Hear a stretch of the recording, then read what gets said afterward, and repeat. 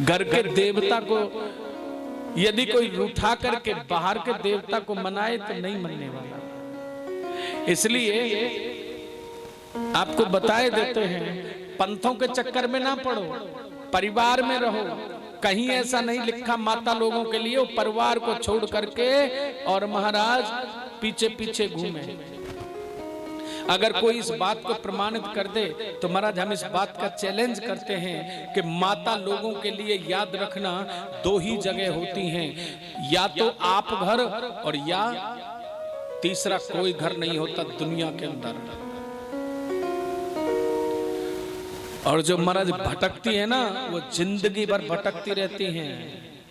और याद रखना ये दुनिया है, इस दुनिया में अगर सज्जनता ही बहुत है तो दुर्जन लोग भी इतने रहते हैं कि जो महाराज तुम सोच नहीं सकते।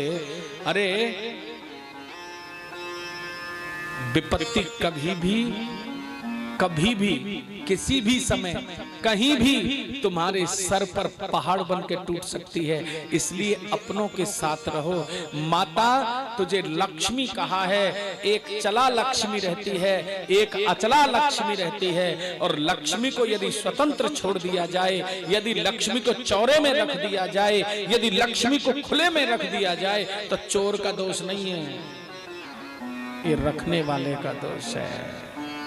तू लक्ष्मी है लेकिन तू घर की लक्ष्मी है। अगर तू बाहर जाएगी और तू रात और दिन इधर उधर डोलेगी तो तू लक्ष्मी नहीं, फिर तेरा दूसरा रूप हो जाता है। और तू अपने आप को चाहे कितना भी संभालना, मैं कहता हूं कि तू देवी जैसे आचरण वाली है, तू सदैव मां लक्ष्मी जैसे आचरण वाली है। लेकिन तुझे नहीं पता कि सामने से रावण भी आने वाला हो सकता है, रावण भी हो सकता है जो तुझे कलंकित कर देगा, तेरा जीवन नष्ट कर देगा, तुझे मुंह दिखाने के लायक नहीं छोड़ेगा।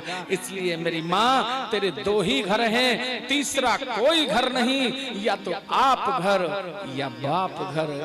इसका मतलब है कि तू संरक्षण में रहेगी तो सुरक्षित रहेगी, और संरक्षण से बाहर जाएगी तो सुरक्षा की कोई गारंटी नहीं। चाहे तू सुरक्षित रहे लेकिन गारंटी कोई नहीं।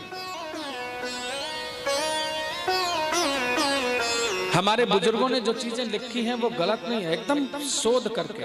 अच्छा, आजकल की जो पढ़ी लिखी माता लोग होती है ना महाराज, आजकल डिबेट पर उन ऐसे लोगों को बुलाते हैं, चाहे बाबा लोग हो या माता लोग हो, जो खूब महाराज अभद्र व्यवहार करे, अभद्र शब्दों को बोले, वो डिबेट पे आ रहे हैं।